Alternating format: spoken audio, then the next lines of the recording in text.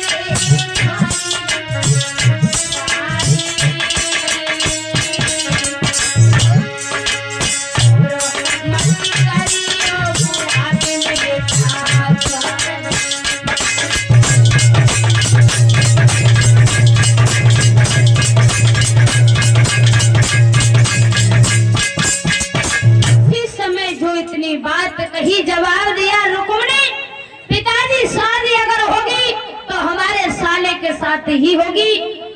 बड़े अच्छे राजा हैं, चंदेली के रहने वाले हैं, बड़ा अच्छा राजपाट है, उसी के साथ हम विवाह करेंगे। ये बात जो थी रुक्मिणी के कानों में कैसे भी पड़ गई। रुक्मिणी ने अपने भैया से कहा, भैया तुमने ये अच्छा नहीं किया, बताओ भला कोई अपनी बहन का विवाह कोई अपने साले के साथ करता है? जवाब दिया, मैं अच्छे से विवाह करूंगा बहन।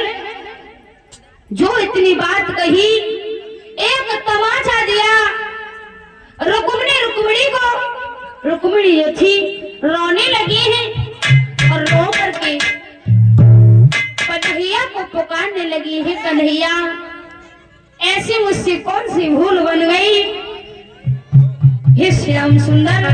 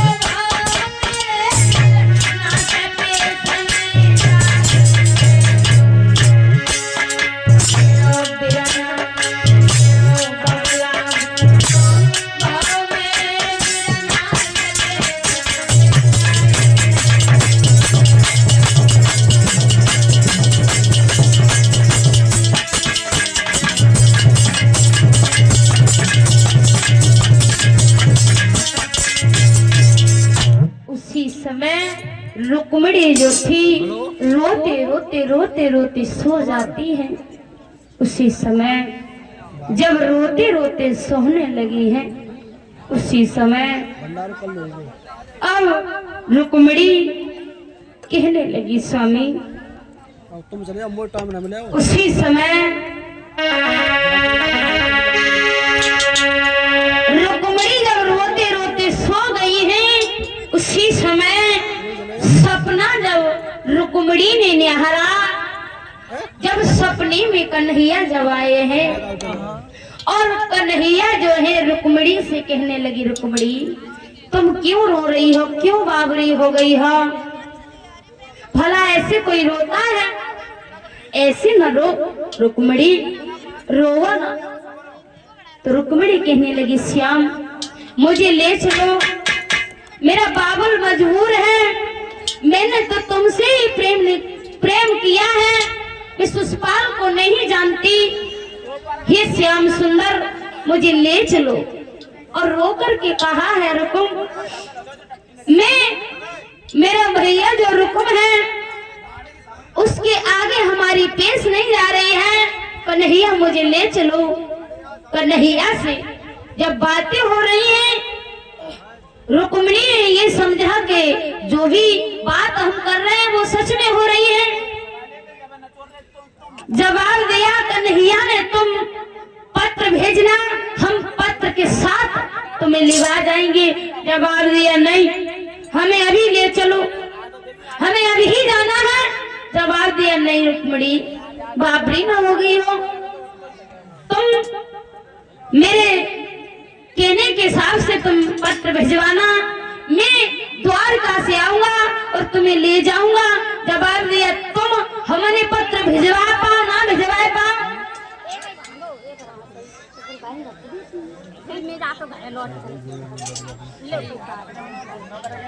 उसी समय जो इतनी बात सुनी,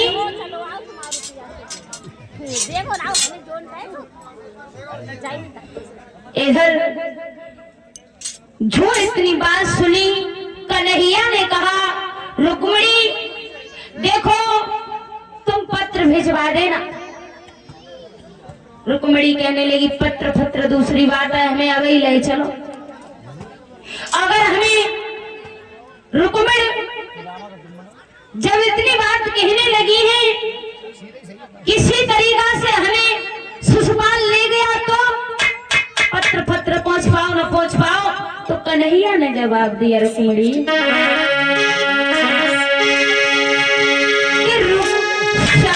रुक्मिणी को भयो कृष्ण ने दरस दिखलाए। नाम बताओ। और ये 200 रुपए हमारी बुआ जी श्रीमती रामश्री बुआ जी, ये 200 रुपए देकर के हमारा सम्मान करती, भगवान से आशा और अनुकंपा है। ऐसे दानदाताओं के घर आंगन में हमेशा के लिए धन दौलत की वृद्धि होती रहे। मैं तो यही कहूंगी मैया, तुमने जो इस जन्म में भोगा सो भोगा, मगर आगे के लिए भगवान ऐसा दुख और ऐसी मुसीबत विपत्ति दुश्मन को भी न दे। भगवान की, तभी तो कहते हैं अनजाने में गलती हो जाती है, जानो तब तक पुण्य जरूर करना चाहिए। हमने कई लोग देखे हैं कि पुण्य करने जाएंगे 100 रुपया और बाबू में तो का सोचेंगे भगवान कर 50 लौटे, बाबू में तो 2500 लौटे आए।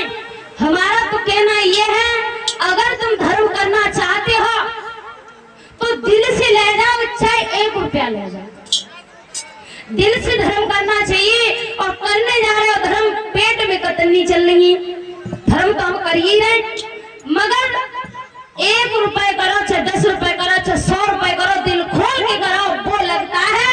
और अगर तुमने 1000 रुपए 10,000 का कर दिया और तुम्हारे मन में वो बार बार बात चल रही है, वो धर्म नहीं हुआ, वो धर्म नहीं हुआ। 4 जगह अगर तुमने ये बात कह दी कि हमने 12 रुपया दे दे तो वो बराबर हो गया। वो धर्म करने के बाद 100 जगह नहीं कहना चाहिए, तभी भगवान की चीटी पर चढ़ता है। और अगर तुमने 100 जगह कह दिया, वो मिट जाएगा, बोलिए वृंदावन में हरि लाल की। मगर धर्म में हम तो यही कहेंगे, धर्म जहां हो, गांव में हो, गांव से बाहर हो, मोहल्ला में हो, पड़ोस में हो, हर जगह भज के धर्म